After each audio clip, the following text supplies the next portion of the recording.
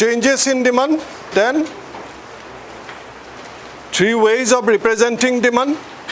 What are the three ways? What are the three ways of representing demand? First one is demand schedule, demand curve, and demand function, right? Then changes in demand. And changes in demand, there are two types of changes. One is change in quantity demanded. In this case, demand is changed as a result of change in the price only. And there is no second demand curve. There is a movement along the same demand curve. And change in demand, in this case, change in demand is brought about by factors other than the price. And in this particular case, we find original demand curve is shifted either to the left or to the right. Then elasticity of demand, it is the percentage change in demand divided by percentage change in the price. This is price elasticity of demand. How many types of elasticities are there? There are 5 different types of elasticity. Perfectly inelastic, unit elasticity, elastic, perfectly elastic. This is how we can, in a sequence, we can remember this. And there are different type of demand curves to represent the elasticity. Then apart from this, there are 2 other elasticities, cross elasticity and income elasticity. It is the percentage change in demand brought about by percentage change in income. In case of cross elasticity is percentage change in demand divided by demand of one particular commodity divided by percentage change in the price of another commodity. It is another commodity, it may be either substitutes or complements. This is what we studied in the demand. Now we are studying the supply. Demand is one concept which is related to the customers or consumers. They come to the market with purchasing power. They place their requirement for goods and services at different prices. They behave differently. Now from the point of sellers, if we look at the availability of commodity in the market, this will be from the point of the sellers. The interest of the consumers and the interest of the sellers both are totally different. Because consumers want commodities at lower prices. Sellers, they want to sell the commodities at higher prices. There are conflicting interests in the market of these two groups of people. As a consumer, we want commodities at a cheaper price. That is our ultimate objective. But as a seller, his interest is to sell the commodity at a higher price. So, he will sell more if the price is high. And he will reduce the supply or availability of goods in the market. He will reduce the quantity if the price goes down. This is on the basis of this, there is another concept, supply, and we shall study it today. Now, what is supply? It refers to the various quantities of a good or service, it may be a service also, that the producers are willing to sell at various prices.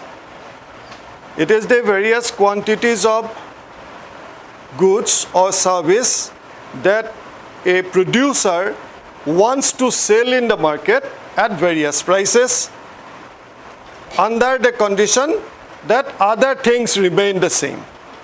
Here also we have the concept that we have this particular clause, ceteris paribus. That means other things remaining the same. Other factors that affect supply should be constant and only price is the variable. Like in case of demand, also we have used this particular condition that other things remaining the same. Consumers, they prefer more quantities of goods at lower prices. Now, obviously, a particular farm or farms are interested to produce and sell more at a higher price. Their motivation is that if the price is more, they will release more quantities of a particular good into the market, and when price goes down, they withdraw the commodities from the market in order to avoid the loss or in order to minimize, in order to check the increasing profit. Now, this particular supply, it emphasizes the relationship between quantity offered for sale and the price. Quantity offered for sale in the market and also the price. Now, in the process, we consider other factors that can affect supply as constant. Now, suppose we make a statement. Supply of potato is 100 quintal. Again, like in case of demand also, we made this statement and we have rectified it. Is this particular statement correct? Supply of potato is 100 quintal. Do we need to add something more to make it more meaningful, or it is just not enough? It must have a reference to a particular place. Good. Because supply of potato is 100 quintal, it does not mean whether it is in a particular small town, it is in a district, or it is in the state, or in a country. It doesn't have any mention. Now, suppose I have corrected this statement, supply of potato in Jorhat market is 100 quintal. Is it enough? It must have a reference to time. Very good. So when we talk about the supply, it must have a reference to price, it must have a reference to place, and it must have a reference to time. So if we say that supply of potato at 10 rupee per kilo in Jorhat market during a week is 100 quintal, then this particular statement will be correct. So these three conditions or three components must be there in the statement of a supply. Now, another thing, is there any difference between supply and stock? Supply and stock. What is stock? It's a very common word. Stock is a very common word. Huh? Store. Yes, store. But how can you give me a small example how to differentiate these two, supply and stock? Any example? Biya khabahot jetia reception choli thake, when the reception is on, there is a man who looks after everything. Then he normally asks those who are associated with distributing the different items, stock thike ase ne? Is it not the common question that is asked? Whether the stock is okay, whether stock is all right? What is that? Suppose in your hostel, during your dinner time, you do not go all at a time to take the dinner. Normally in batches you go. Some prefer to take the dinner early, some prefer to take the dinner late. Suppose there in a hostel there are 50 students, and in the beginning, suppose there are 5 students, they are going to the dining hall. Now to make food available to these 5 students, whether all the cooked items are brought to the dining table? It is not. Only a certain quantity of all the items are brought to the dining hall to serve to these 5 students. Now at that moment, if another 10 students are coming, where from this particular commodity or all the items are brought? From the kitchen. That means in kitchen there is another sufficient quantity stored, from which in certain small quantities the goods are coming to the dining table. So if we